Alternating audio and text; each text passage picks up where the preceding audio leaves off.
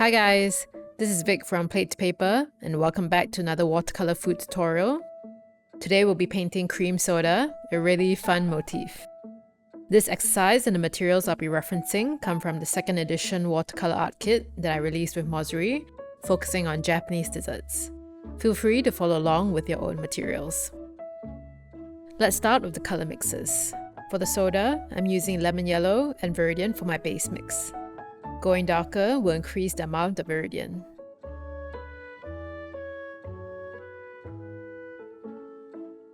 For the darkest values, we can just use Viridian. For the metal plate, I've mixed neutral tint with some ultramarine and a touch of opera pink. Dilute this mix for the first wash. For the rim of the glass, I've used Viridian, ultramarine and a bit of white, but the white is optional. Dilute this mix for the first application. For the ice cream, I've used white, yellow ochre and lemon yellow.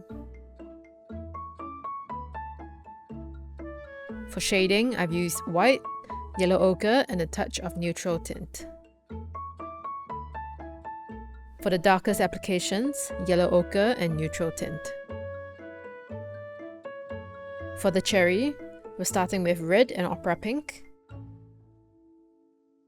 For shading and the darkest mix, I've added ultramarine and increased the concentration of red and pink.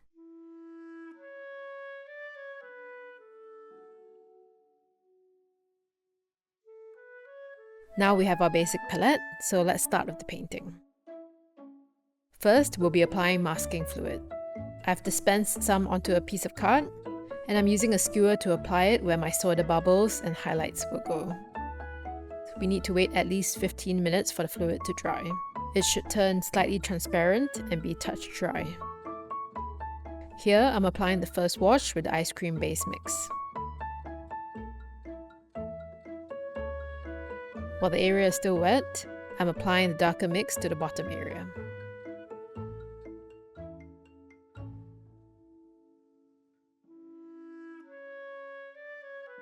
Next, I'm using a diluted mix for the first layer of the metal plate and spoon.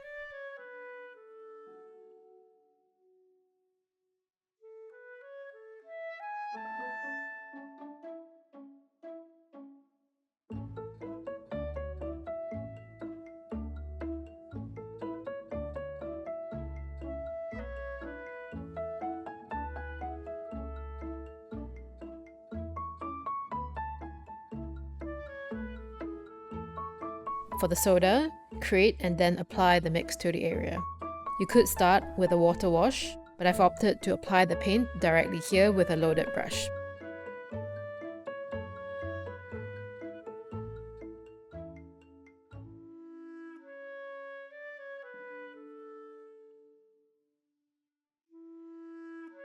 For the ice cubes, I'm cleaning my brush and using that brush to lift the paint. If the area is too dry, you can use a wet brush to lift. Just know that you should avoid going over the same area too many times.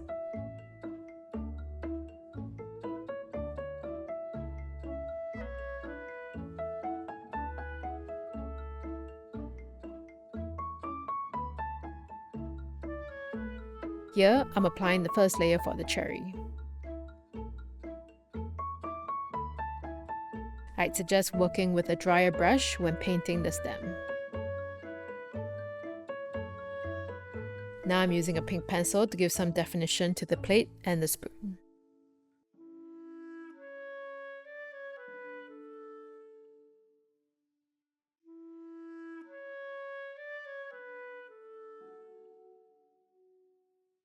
And then using the darker ice cream mix, I'm adding some details to the ice cream to give it some texture.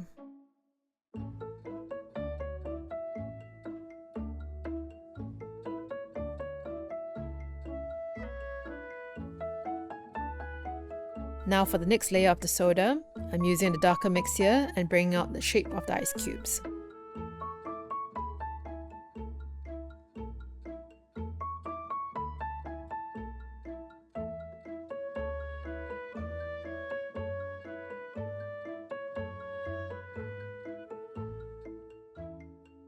Also dotting some where the ice cream is melting into the soda. Then I'll continue working on the values in the cherry and the plate.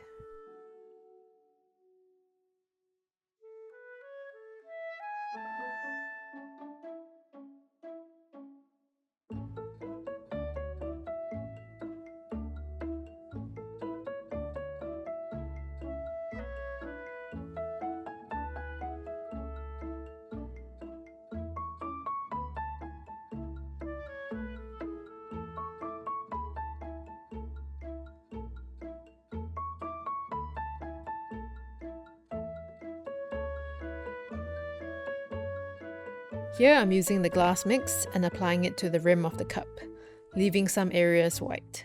And I'll do the same for the base of the glass.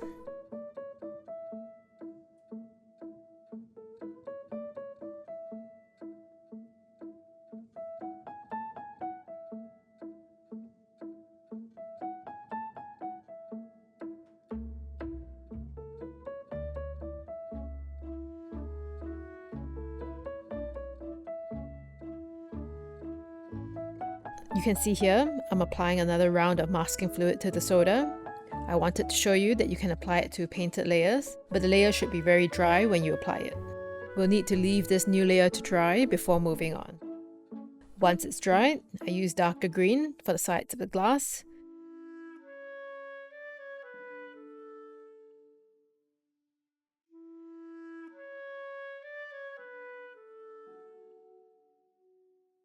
And with diluted green, I'm painting over the edges of the ice cubes to soften them.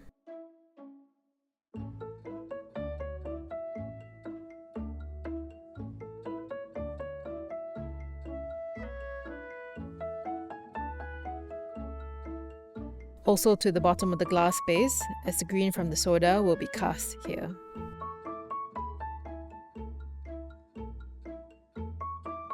Here, I've added more details to the ice cream.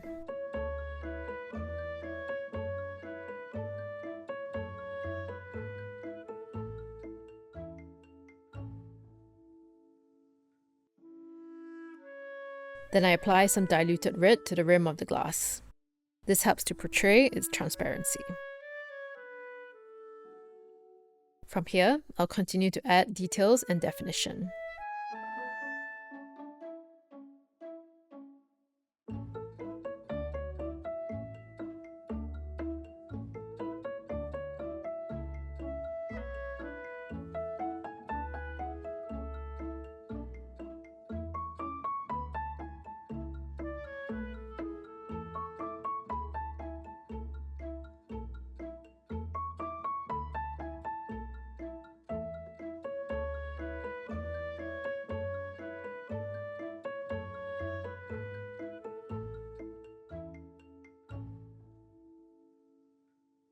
I've checked that both the paper and masking fluid is completely dry, and now I'm rubbing off the masking fluid. If the painted layer hasn't dried, you risk smudging paint or transferring it to the masking fluid, which could accidentally stain your piece as you're brushing it off. Now, I'm using green and dotting where the bubbles are, leaving some white untouched.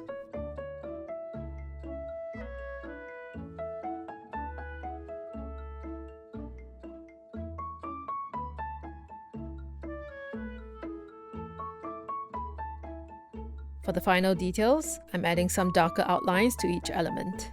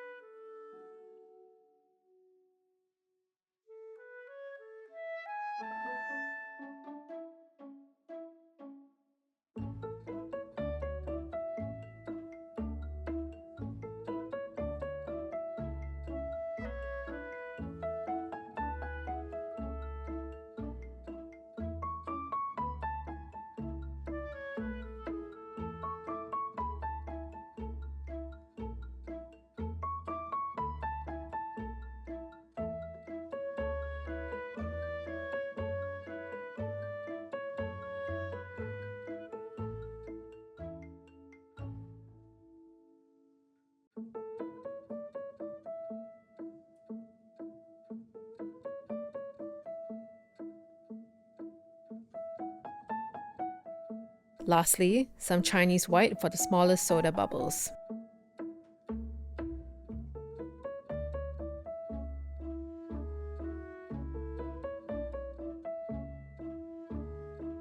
And we're done. Our cream soda is complete. Personally, this is one of my favorite motifs from the book, so I hope you've enjoyed seeing the painting process. Let me know in the comments if you have any questions or if you'd like to see something specific in a future video. See you in the next tutorial. Bye!